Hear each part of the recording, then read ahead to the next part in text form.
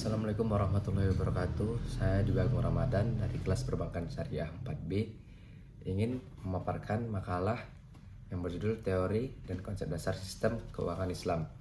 Pada makalah ini membahas teori dan konsep dasar sistem keuangan Islam dalam konteks ekonomi, keuangan, dan moneter.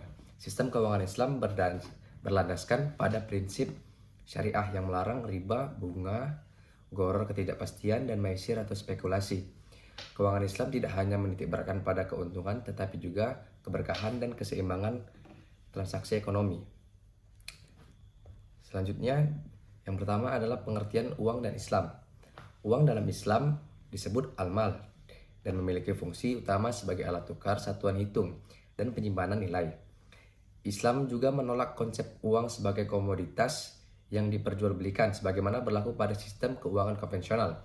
Dalam Islam, uang harus digunakan untuk tujuan produktif dan tidak boleh ditimbun atau ikhtiar karena dapat menyebabkan stagnasi ekonomi. Selanjutnya, fungsi uang dalam Islam. Yang pertama, sebagai satuan nilai atau unit of account, yakni mempermudah transaksi ekonomi dalam menentukan harga barang atau jasa secara adil. Yang kedua, sebagai alat tukar, yakni menggantikan sistem barter yang tidak efisien. Yang ketiga, sebagai penyimpan kekayaan, yakni dapat digunakan di masa depan, namun tidak boleh disimpan secara tidak produktif. Dan yang keempat, sebagai standar pembayaran tunda, yakni dapat digunakan dalam transaksi dengan pembayaran yang dilakukan di masa mendatang. Beberapa ulama juga berpendapat bahwa fungsi uang sebagai penyimpanan nilai dan standar pembayaran tunda masih diperdebatkan karena berisiko pada spekulasi dan penimbunan yang dapat menghambat ekonomi. Lalu ada teori uang dalam Islam. Teori yang pertama ialah teori Gresham, yakni orang cenderung menggunakan uang yang kualitasnya lebih rendah atau jelek untuk bertransaksi dan menyimpan uang berkualitas lebih tinggi. Selanjutnya ada konsep Al-Ghazali. Uang tidak memiliki nilai intrinsik dan hanya digunakan sebagai alat tukar. Lalu ada perbedaan dengan ekonomi konvensional. Dalam ekonomi Islam, uang adalah alat transaksi, bukan komoditas. Sedangkan dalam ekonomi konvensional, menganggap uang sebagai modal atau kapital yang dapat berkembang dengan bunga. Selanjutnya ada konsep keuangan dalam Islam. Yang pertama adalah jual beli atau al-bai'. Nah, jual beli merupakan transaksi sah dalam Islam selama dilakukan dengan keadilan tanpa unsur riba ataupun gharar. Yang kedua, Islam juga melarang jual beli yang mengandung unsur penipuan atau spekulasi. Selanjutnya ada syirkah atau perseroan. Syirkah ialah kerjasama antara dua pihak atau lebih dengan prinsip kepercayaan dan keadilan. Nah, bentuk-bentuk syirkah yakni ada syirkah inan, syirkah mufawadah, syirkah wujuh, syirkah abdan, dan syirkah mudharabah. Selanjutnya ada mudharabah. Mudharabah atau bagi hasil.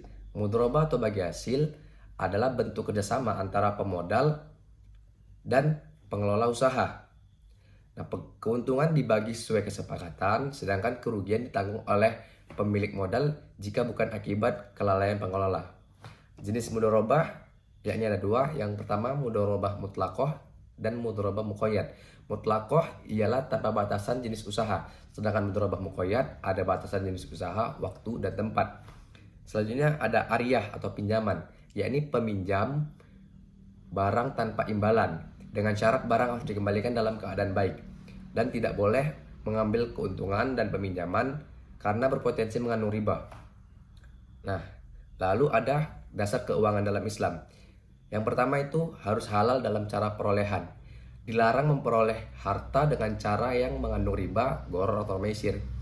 Lalu harus berdasarkan prinsip keadilan sebagaimana dalam Quran surat Al-Maidah ayat 8 yang bunyinya Bismillahirrahmanirrahim.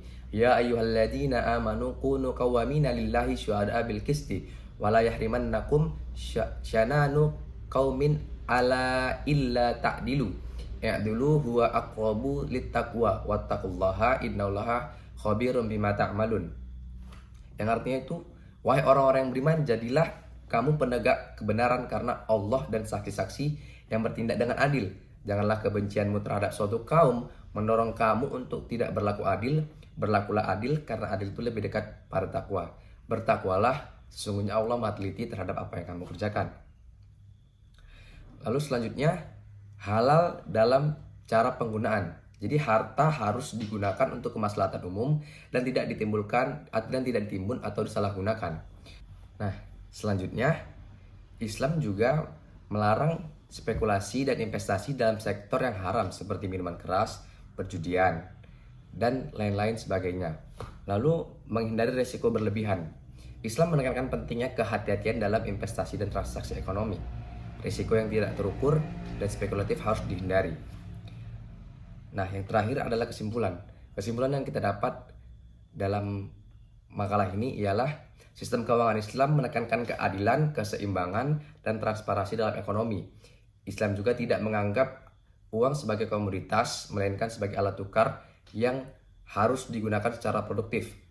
Berbagai instrumen seperti mudharabah, syirkah dapat menjadi alternatif dalam ekonomi syariah yang lebih adil dibandingkan sistem keuangan konvensional yang berbasis bunga. Sekian dari saya. Assalamualaikum warahmatullahi wabarakatuh.